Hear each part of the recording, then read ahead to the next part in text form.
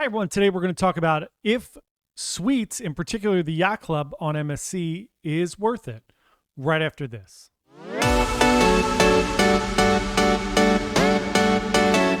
Hey everyone, John here from Bite Size Cruises. Welcome back to our channel. One of the questions we get asked a lot as travel advisors is, are suites or a special ship within a ship really worth it?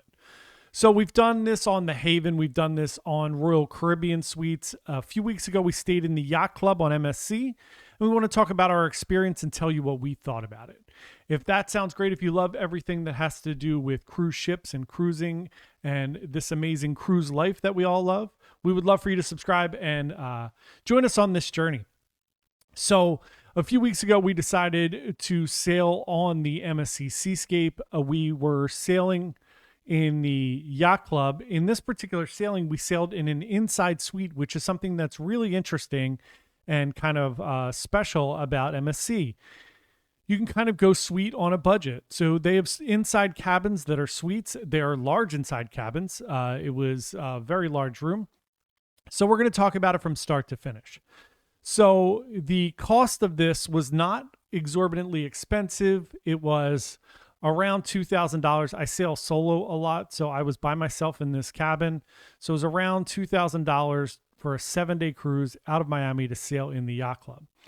Now, the first thing we're going to talk about is what's included in that. So when you sail in the Yacht Club, you're going to get a couple things. Again, everything's going to depend sometimes specifically on the cabin that you're in or the ship that you're sailing on, those type of things. But in particular, let's talk about the Yacht Club as a general rule.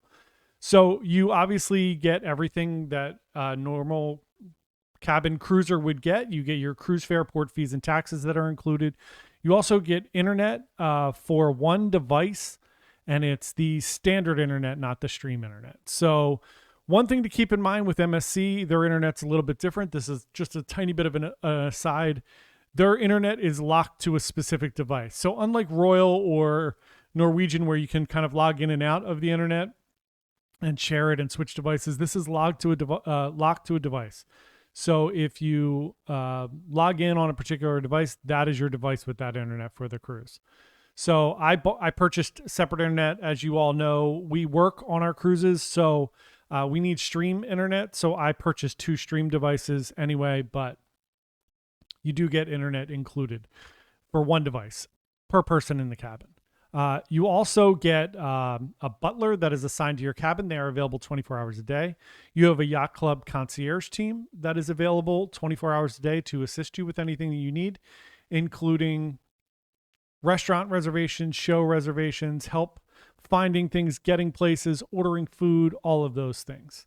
Your butler kind of can also do any of those things and help you. So also the minibar is included, room service is included. Minibar, it's odd.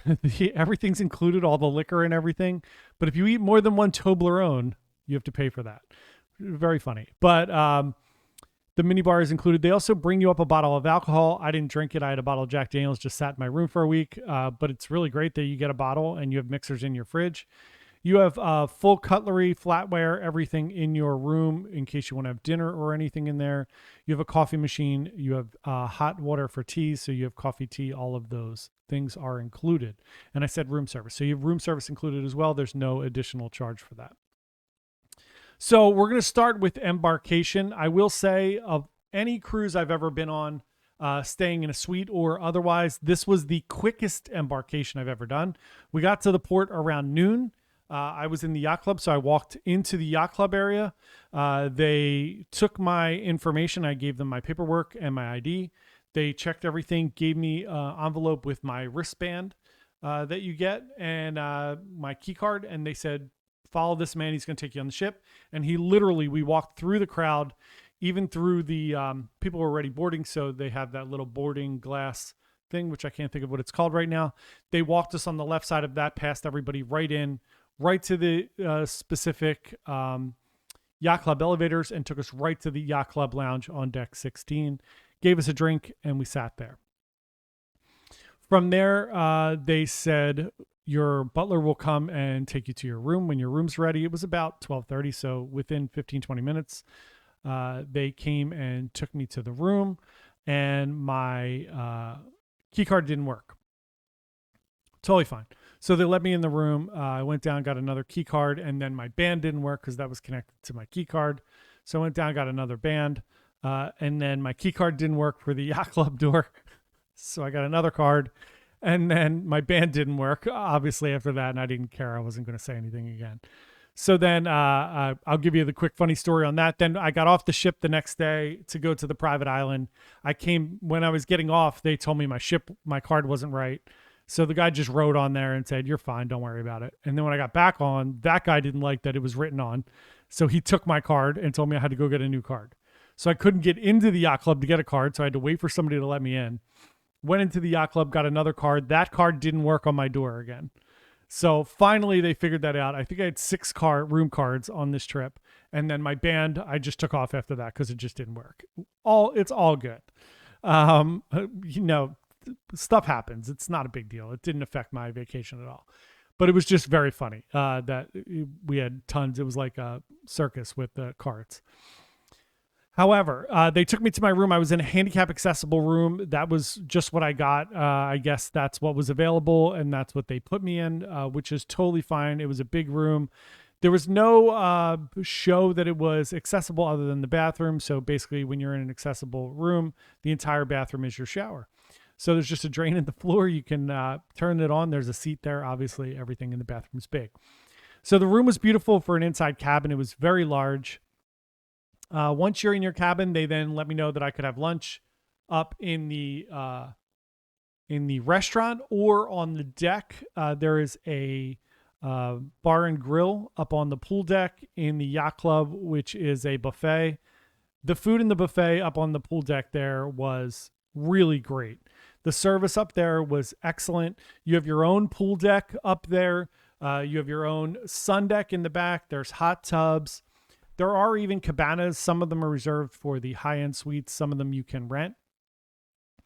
But otherwise, having that private area for the sun deck is very nice. Very similar to the Haven on Norwegian, kind of the ship within a ship. And I guess to some extent, Royal, especially on some of the newer ships, have a little more amenities for suites other than just the suite lounge and maybe a suite sun deck. I know Wonder has a pool, but this definitely had a huge pool just for suites and a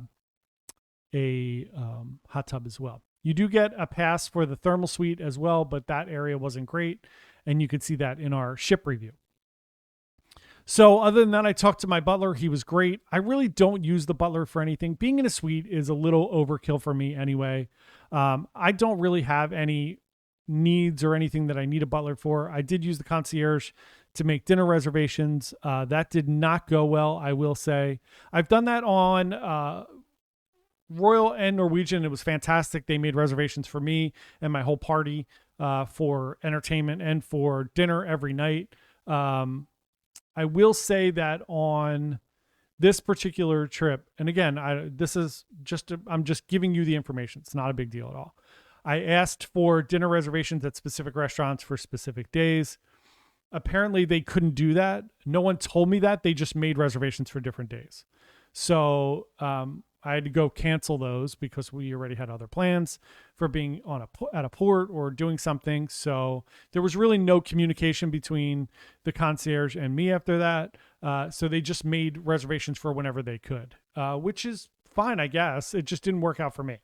I have no problem with that. It wasn't a big deal. There was just zero communication on it.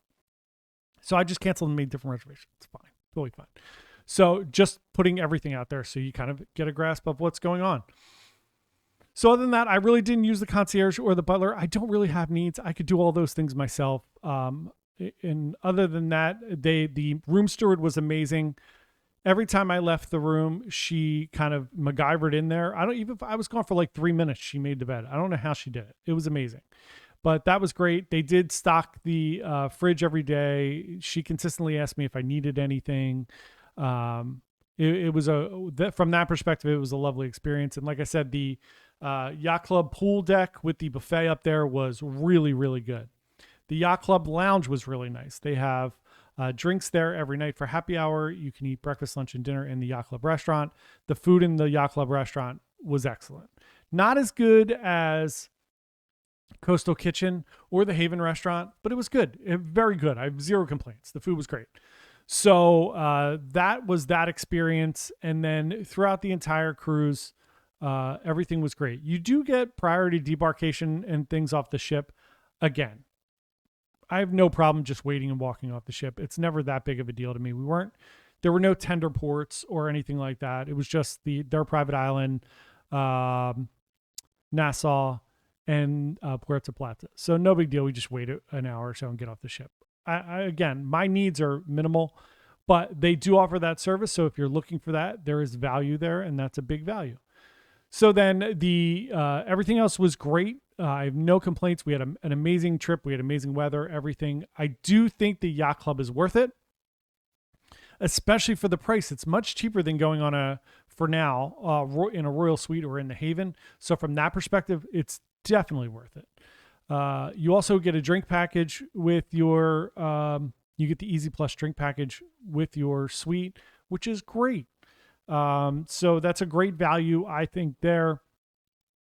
And my only other feedback on it was the last day I saw my butler in the morning, and I said, for debarkation, do I just like go down and get off the ship, or what do I do? And he said, no, if you're walking off, go to the lounge and you'll be escorted off as soon as somebody has time. So I said, great, no problem. So I went, sat in the lounge. I was in there at 7 a.m. There were, I don't know, maybe 100, 150 people came in after me, and they all left. Somebody came in and took them all down. I was just sitting by myself, and I was like in the middle. It wasn't like I was sitting in the back somewhere hidden. So I had no idea what was going on, but it seemed like each person's butler was taking them off. So it's possible my butler just got hung up on something and was doing something, but no one else ever came up to me. Again, I don't care. I'm just sitting there. I'm not in a hurry. I had a 7 o'clock flight. So I was just sitting there reading a book. But after like an hour and a half, I just didn't feel like sitting there anymore. So I just got up, and somebody was leaving, and I said, hey, I've been sitting here for an hour and a half. Can I just walk down with you guys? And they were like, yeah, sure. So I walked down with them. I got off the ship. So my total feeling is the yacht club is worth it. It's a great value for what you get. It's still not as expensive as Royal or Norwegian or or Celebrity for sure, Princess, any of the other cruise lines. So I do think it's worth it. I think that maybe they're not as refined yet with process as some of those other cruise lines. And again, it's also a European cruise line, so it's a little more laid back. I don't have specific needs that I need met. So for me, it was an amazing experience. If you are needy and very picky, I could see where there would be nitpicky things. So that's why I kind of like to give the full spectrum of everything that happened, because some people would see that as like, no, that's not acceptable. I don't care. It was fine. If I was paying $30,000, which I never would, then you would say like, yeah, come on, the level of service needs to be better. But it was for all intents and purposes, I had an amazing vacation. I don't need special treatment. I generally will stay in an inside cabin, just because I like to go on a lot of cruises. So I have minimal needs. I go, I eat, I drink, I enjoy myself, and we work. So great time. I definitely think it's worth it. Check out the MSC Yacht Club. If you have questions about the Yacht Club, put them in the comments below. I know a lot of people have different questions. Sometimes I don't always think about what, from everybody else's perspective, what you're interested in the Yacht Club. So shoot me some questions. I really appreciate it. We would love for you to subscribe. Thanks so much for watching, and have a wonderful day. Thanks so much. Bye.